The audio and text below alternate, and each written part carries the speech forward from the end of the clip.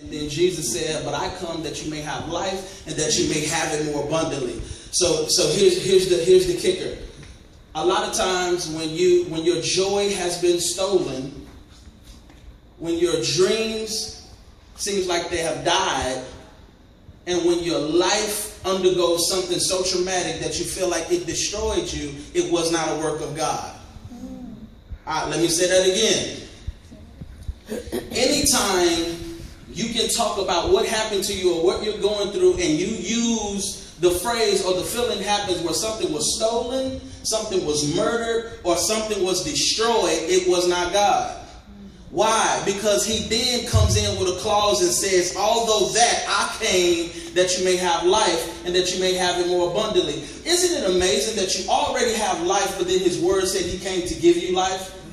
This is why atheism to me doesn't exist. If you ever talk to an atheist, all they're going to do is try to convince you how they know that there is no God.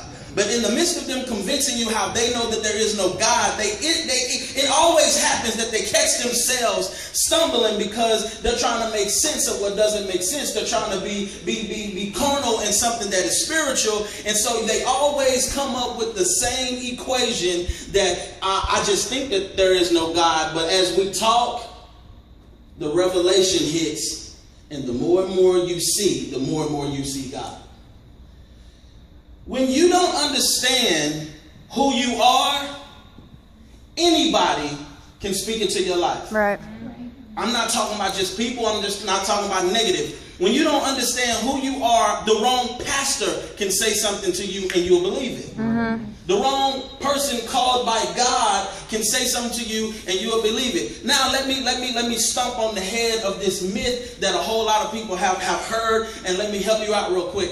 Every time people say the enemy comes not to steal, kill, and destroy, he was not talking about the devil. He was talking about shepherds.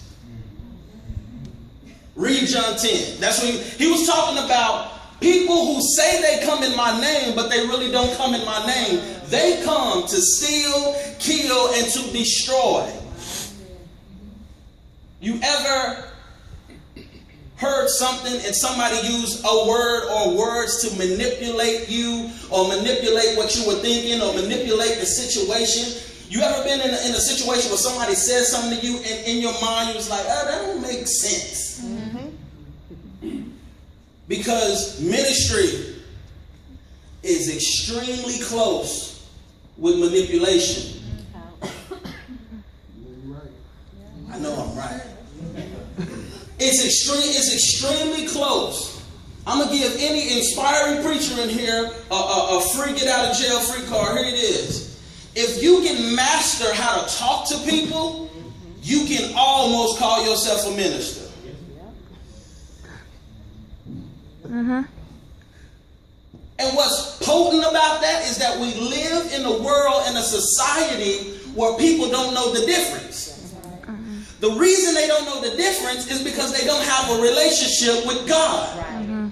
I know that you kick it with God. I know that you know God. I know that you pray. I know that you worship. But when you know who you know, see, can't nobody just tell you any old thing about your mom and daddy. Right. Why? Because you know them. Yeah.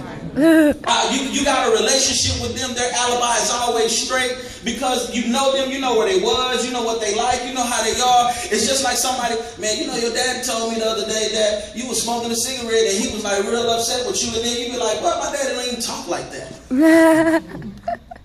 And the problem is, when you don't know the manufacturer, then the product that you possess, you don't know how to operate it. Yeah. So you are the product. You ever heard the saying you are a product of your environment? Yeah. We're humans. We're products. We are a product of where we are. We're just products. So if you don't know, if you don't have a relationship with the manufacturer, and then your product goes bad, how do you fix it? You start to try to fix it yourself. Right. Why do we try to fix things ourselves? Because we're familiar with what's went wrong. Yeah, wow. That's good. Oh, y'all missing me. I come from the hood, the ghetto, the slums. I come from having 2 TVs where one had the picture and one had the sound, and you had to cut both of them on. I come from where there was no such thing as antennas. You had hangers and foil. When it did not work, we wasn't calling the number on the back of the TV and none of that. My mama just knew how to make stuff work. Why? Because she was so familiar with things not working that she spent her life trying to create systems and strategies to make what did not work. The only problem with that is every time you put your mind on something to make something work that wasn't working, the fix is temporary. Whoa. So you wonder why I dealt with that. I fixed it, but it shows back up. Yeah. Because you fixed it. Now, if you like me, I'm gonna be vulnerable with y'all, okay? Come on. I don't really know nothing about cars. Don't judge me, fellas. How to fix stuff, how stuff work, how stuff go. God just didn't bless me with that gift. But I am a man, don't get that twisted. I can change a tire real fast. But one thing I can do is I can call somebody better than anybody I know. Yeah. I am the most phoningest person. You can't miss me with nothing. You yell out anything right now, I guarantee you I got somebody on my phone who can handle that. That's true though. Yeah. Listen, you want a car? I got car people. You need a mechanic? I got a mechanic. Yeah. You need a yard man? I got that too. Yeah. You need somebody to do your taxes? I got them. Whatever you need, I got you. I'm telling you, I can call people. And one person I never have called is the manufacturer of a product. But there are people who, you buy this new blender, you just got it from the store, and then when you get home, it don't work. You call the store and they say, call the manufacturer. Anybody ever had to call the manufacturer? Good, then I'm talking to y'all right now. Something strange happens when you call the manufacturer. Most of the times, you will never get through to the person who made this thing work. And so what happens is you talk to a whole lot of people who work for the manufacturer. My God, good God. They work there, they've been there for years, they got a 401k, they answer the phone and they send you to that person, they send you to that person, they send you to that person, but none of them really know what went wrong with the thing. And there's this mystery because there's somebody in this company who can just say one word, something that I could do that would really fix this thing. But if you ever call the manufacturer, you know, very seldom do you get that person.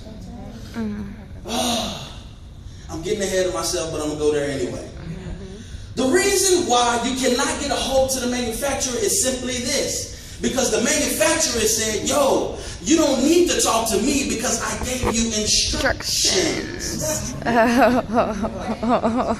See products, you products in here, when stuff start going sour, and when stuff start getting ugly, and when stuff start going bad, and it don't work like it used to work, and this didn't happen like it used to happen, you don't really got to call God, and even when you call God, you don't got to get frustrated that he doesn't answer. Why? Because he's saying, all you got to do is just look at the instructions, and you will